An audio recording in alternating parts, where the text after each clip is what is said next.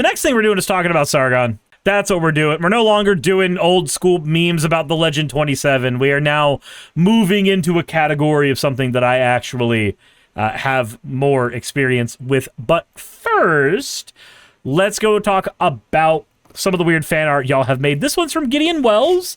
Said, context will probably make this more confusing. I would like some context, but I see Suris, Saris, and Risu. I see variations of my character, and I see one of them is a fucking troll from the one gray marker thing that everybody seemed to care about for 5 minutes. I see a lot of weirdness there. Anyway, as always, thank you for your fan art submission. If you want your fan art to be shown in a future video, the best way to do so is to drop it into the fan art section of the Discord.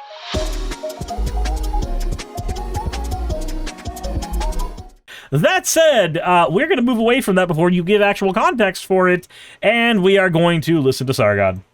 And was just it has become apparent that both the left and the right now agree that demography is destiny, and that one side of the partisan political divide is using demographics as a weapon to defeat the other. For decades now, the West has been subjected to waves of mass immigration, as millions of people from non-Western countries were either legally allowed to settle in Western countries or broken via illicit means. This has been done without a democratic mandate, and was justified by appeals to the economy. We need migrants for growth. We need migrants to run our services. We need migrants to pay for the pensions. Sure, why not? Person immigrates here, it's no different than somebody being born here. It's just another person. They're just more people. Who cares? However, that experiment has now been run and the numbers are in. There's been no correlation between mass uncontrolled immigration and economic prosperity. Indeed, it seems that the immigration of non-Western immigrants is just a net drain on the economy and is instead itself what is holding back economic growth rather than promoting it. Just how the world's top economists could have managed to get this. I don't think that's right. I do believe that every single time this has been looked into, immigration's been shown to be a positive for the economy. I'm fairly certain every single time that has been the case. The reason that you don't see all of the world's top economists agreeing with you on this, Sargon, is probably because you're the one that's wrong. So completely back to front is a discussion for another time, because instead of revisiting this argument, the advocates of mass immigration have simply moved past it to make moral and ideological arguments that, in fact, Westerners really have no prejudicial right to their own countries over and above anyone else. As Michelle Wu, the current Democrat mayor of Boston, put it, every person, every human being has the legal right to come to the United States and seek asylum or shelter. If everyone has the right... I feel as though there's some context that may be missing from that particular conversation, Sargon. But we're just going to move past that, I guess. ...to your country, then it is not your country. It is everyone's country. And cool. America's for everybody. I think that's an objectively good thing. I think America is a melting pot of several ideologies, several cultures, and several people, and I wouldn't have it any other way. Anyway. You have no special claim to it. Moreover, the advocates of mass immigration will just tell you outright that they wish to live in a colonized country in which peoples from all over the world will be allowed to live in the West in unlimited numbers. Cool. So why would I care if my neighbor's brown, yellow, white, or something in between? Why would I care? Why does that matter? Why should that matter to me? Contextualize to me why I should give a fuck. You ask me what I really believe about our country, I think the poet Tony Walsh spoke for so many of us after the Manchester bombing when he described "This is the place." That was a poem that he wrote, and he said, "Some are born here, some are drawn here, but we all call it home." Those words are now in Manchester City's dressing room in Manchester. Yeah, that sounds perfectly reasonable. That sounds good. Why would that be bad? Manchester. That vision of unity, of pride, of coming together speaks well to the kind of country that I want to live in. As they tell us, this is what they really believe. This really is their idealistic vision of the future. They are attempting to live out the moral content of John Lennon's song Imagine, and truly think that we would have a better world if only we were deprived of our historic patrimony. And they will attempt any kind of emotional... If only we were deprived of our... Okay, I feel like Sargon uses... Like, Sargon, not unlike Jordan Peterson, likes to use flowery language in order to dress up dumbass points. So saying that, like, oh, it would be better if we were divorced from our patrimony, the things that we inherit from specifically the male ancestor, but nobody's deprived of that. The America I grew up in, I'm going to be honest, it doesn't exist anymore. The America I grew up in died in 9/11. That America, I grew up in Clinton's America. Bill Clinton's America. Not to say he was a good fucking person at all, but that is my idea of what America is. That early 90s and like early aughts, even though technically after 9/11 that got fucked. That's my America. That's my ideal. And that America's dead. That America's dead. But even my ideal America is just me longing for the nostalgia of my youth when times were simpler. Has nothing to do with whether that America was actually good, because that America sucked for gay people, it sucked for trans people, it sucked for all kinds of people for no good fucking reason. Will Shart says, oh, those woke libs, they like good things and hate bad things. Like, the idea that anything here is specifically my country over and above it being the place I live is wild to me. And the fact that anybody gives a shit so much, it's like how that one I think it was Powder, that one VTuber that made an alter ego where they were just like waxing lyrical about how much they love Britain and had a whole AI generated video about how they love the culture of Britain. So it never specifically says kick out all the fucking brown people, but it basically says it during that. It's all the same shit to me. It's all the same shit to me. We're like, the point basically is if you let too many immigrants in, your culture will recede, your culture will change. That's fine. Culture shouldn't be stagnant. I don't give a shit if culture changes. All I care about is that it changes for the better. All I care about is that the culture that we have by the time I die is better for more people than the culture we have right now. That's all I give a shit about. How that manifests, what that turns into, what that identity is, I don't give a shit. It should not fucking matter to anybody. What should matter is whether that culture works well in service to the people who live within it. That's what should matter. Manipulation in order to make you capitulate. Now, this of course leads to bizarre events, in which one has to really squint to see how they came to these conclusions, even with the best will in the world. For example, there is currently a by-election in a constituency in Manchester, and the most salient issue is one of demographics. The question of nativism looms large over the entire debate, with each candidate attempting to establish their personal credentials to being an authentic Mancunian. The Labour Party have decided to field a first-generation Greek immigrant who still has a very thick Greek accent as their authentic Mancunian, which is just comical. I am a proud Mancunian woman. Why does that matter? Why does her accent matter? Why is that important? Can you explain to me, like I'm 5, why that's important? 3 days it says just because she likes milkshakes. Does she like milkshakes as much as Sargon does? Like Sargon, I'm just curious. Can you Mr. Sar, I wouldn't even rape you, gone avocado. Can you please explain to me, like I'm 5, why the fuck I should give a shit? Why it matters at all?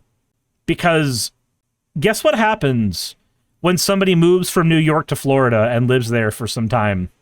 They become a Floridian. That's what they do. I am a Georgian. I live in Georgia, in the United States. 18 years of my life were spent in Florida. Less than half of my life has been spent here. But enough of it has been spent here that I consider this place home.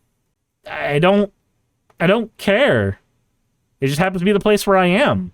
If I moved to New York, guess what? I would then be a New Yorker. Give me time to adjust to the new culture shocks, And that would be my place I call home. That's how it works. Home is where your heart is. It also happens to be where your fucking address is at that point. Who cares? The only reason that she is trying to convince you that she is a true resident of Manchester is because dumbasses like you put enough stock in that people somehow think that that's important. Twilight Grim says Sargon D's needs to calm down, and the Wine Mom Ancestry.com phase. I have walked the streets of this constituency. This is about Manchester. Manchester is a city united. We are rejecting division. I am so looking forward to going out on the doorstep and winning this for Labour. Green Party leader Zach Polanski is attempting to argue against what he calls the politics of hate, in which he attempts to erase the differences between white working class communities and the immigrant plantations that the state has put alongside them. Indeed, he describes any concerns about demographics as far right, focusing, of course... They are, though. So let me lay it out for you like an idiot, okay? Like as if you are 5, because I can actually talk to you about this one as if you are 5. The further left you go, the more you realize that the conflict that matters is class conflict. That is the conflict that matters. Class conflict can manifest in various ways. It can manifest as racial conflict. Because if the weapon that is used against a race is something like, say, redlining, like we did to black Americans, guess what that is? At the end of the day, it's class conflict. Now, it can be seen as reductionist, but the further left you go, the more class conflict matters to you. And the further right you go, the more class conflict matters to you as well. The closer you get to the middle, the more the nuances of actually this is racial conflict, actually this is generational conflict, actually this, actually that, the more those nuances matter to you. But the further left and right you go, the further you get towards hardcore conservatism, to the point where you fucking have monarchies and shit, the further left you go, the further you get to communism, the further you go in either of those directions, you start caring about class conflict. And the thing that matters to you most is which side you are on. When you are further to the right, you are a temporarily embarrassed billionaire, or otherwise suck off billionaires. If you are further to the left, you care about class struggle from the ground up. You care about the everyman, not the guy at the top. Both of you agree that it's a world of sharks and minnows, but the further right you go, the more you are on the side of the sharks, and the further left you go, the more you are on the side of the minnows. The problem is, the sharks need the minnows to survive, and the minnows do not need the sharks to survive. So, when Sargon, when you try to say that, oh, he's trying to say that there's no difference between these immigrants here and these white labor workers, well, that's because the further left you go, there's not, usually. The further left you go, the more those racial divides are just class divides. And capital tends to have a very, very good hold on using racial division as a stand-in instead. Said Double Tiger says, why not plankton and whales instead? Because nobody calls a person who's rich and is like an entrepreneur, nobody calls that a whale. A whale economically is a term for somebody who makes just enough money to overinflate a fucking gotcha game. That's a whale, economically. A shark, economically, which is why we have the game, or the show Shark Tank, by the way. A shark, economically, is an investor, an entrepreneur, etc. That's what a shark is.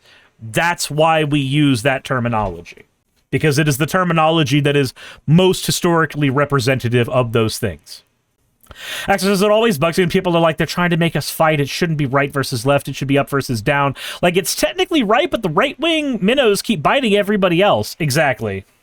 Exactly. The issue you run into is that while we should all be on the same page against billionaires, while we should all be on the same page against them, instead of that, we have a bunch of people who are on the side of capital despite not being owners of capital. Like the fucking dumbasses who say that they are liberals in some weird way and also want monarchy. Every one of them. A goddamn idiot. Force on the Reform Party. This is it. This is the moment. It's the battle for the soul of our nation. You must not pit working class communities against racialized communities. In fact, Manchester has a really proud history of people of colour standing side by side with working class communities, often within the same community, with LGBT communities, with any community that is othered. Because for any of us who come from minority communities, we know when they come for one of us, they come for all of us, and we will stand together. Yeah, that's class struggle. That's class struggle in a nutshell. The difference between me and you, white and black, red, yellow, etc. You making 60,000, me making 40,000, another person making 20,000, and another person completely unemployed. All of us are working class. Every single one of us are working class. Dorita Dave says working class communities against minority communities was weird. So the problem is that remember that like the blue collar worker, that idea, at least here in America, a lot of the blue-collar worker narrative tends to look very much like the white redneck worker. Not always, but it does happen a lot. So it's also just like what capital does, right? People who own a lot of wealth operate way better when we're at each other's throats and then clock into work the next day. That's what works way better. When we're all united, it's a whole lot harder to use that wealth as power because we can do things like general strikes. And when you do a general strike, suddenly the power of capital starts to fucking hemorrhage. So it can feel weird, but it makes sense for somebody who's doing things in a very class reductionist kind of way. And I don't think class reductionism is always terrible. I think it can be executed well. You know, like in France. Matt Goodwin is Reform's candidate, and he is raising valid concerns about immigration and naming tangible injustices which have been carried out in its name. I'm in Denton today talking to local people because there are lots of HMOs in this area, homes for multiple occupants, homes that are full of illegal migrants, asylum seekers and criminals. Homes that should have gone to the hard-working British people, to the people of Gorton and Denton, but they've gone to people who are often breaking our laws. Suggestion, both of them have a claim to those homes. Housing should be a human right. Solve this problem. Treat housing like a human right. Build more houses with tax dollars instead of letting those dollars go up to career politicians who aren't doing anything with it other than fucking off. Like, I don't think there's anything particularly wrong with being a career politician. But there's a type of career politician for whom they do not need their fucking paycheck. Also, yeah, citizens are more often criminals than immigrants. That's a set of numbers we can use as well. But realistically, like let's boil down to brass tacks. Both of those sets of people should own a house. Simply breaking the law is not enough of a reason for me to give a shit about anything, because the people who wrote the law often don't have my best interests in heart anyway, so I don't actually give a shit. I need more context than that. Drew Dave says that's for America, though. I'm not sure that holds up overseas. I'm not 100% certain if overseas economies operate any, like, stupendously different than anywhere else. Money's fucking money. Now, the Labour Party will tell you that talking about this is divisive. Talking about this is toxic. I can't think of anything that's more divisive than forcing illegal migration and HMOs on communities like this one. I can't think of anything that's more toxic than treating your own people like second-class citizens. Nobody's being treated like second-class citizens at that point, though. Certain people are being prioritized more, but that's not the same thing as being a second-class citizen. Because if one group of people is being talked about in such a way that they could be kicked out of the country at any point, aren't they the second-class citizens and not the people who were born there? Like, surely you recognize that simply having equity programs that allow those people to have more access to things does not necessarily mean that people that don't have access to those same programs are second-class citizens. Like, if I fund a disabled person getting a wheelchair, not giving a wheelchair to somebody who's perfectly fucking fully abled, that is not treating them like a second-class citizen because I didn't give a wheelchair to both, because one of them didn't need the fucking wheelchair. Athena says UK lawmakers have a large percentage of landlords in it. That doesn't surprise me, but my point is, my larger point is, if your problem is homelessness, instead of saying, I think this group of people deserve it more than this group of people, instead, maybe we should look at the problem and go, oh, there's not enough houses for everybody. Build more houses. Problem solved. Problem solved. Problem fucking solved. Now suddenly the left and the right can look up at the problem instead of at each other. It's always the billionaire with 10 billion cookies looking at the fucking white worker who's got a couple of cookies and pointing to the fucking brown guy and saying, that guy's gonna try to steal your cookie. Be careful. When all he would have to do is just provide a few more cookies to both and everybody would be fucking happy. It's absolutely outrageous to me that companies like Serco are coming into communities like this, are using the British people's own money. They are using taxpayers' money to outbid the British people in their own housing market. How is that fair? As we can see... Yeah. How is it fair?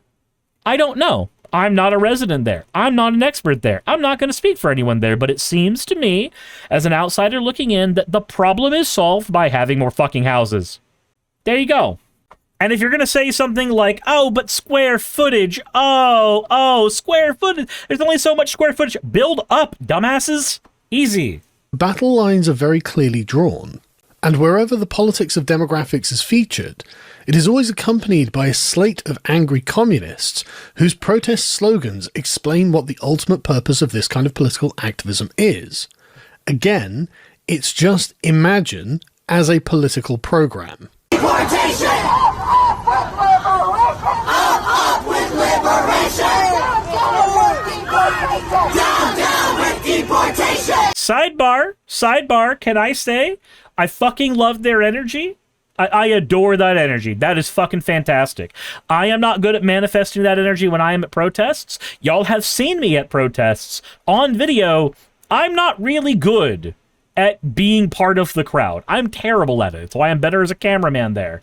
But I like this energy. This energy, fucking fantastic. 10 out of 10, 100%. From Palestine to Mexico! The border walls have got to go! Down with deportation! And this will all be encouraged by liberal politicians and pundits, who decry the methods of the communists, but agree with them on the fundamentals. Okay, that's a pretty standard thing across all politics. Think about how many people were angry at ICE doing what it's doing right now, but weren't as angry about ICE doing the deportations that it did during the Bush administration, because the methods were a little bit different. Pretty normal.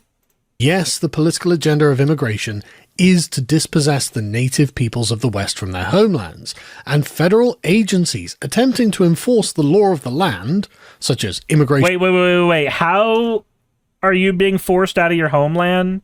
How is that happening? How does the Mexican getting a house across the street from me, how does that kick me out of my home? How does that happen? Where is that one happening? What the fuck are you talking about?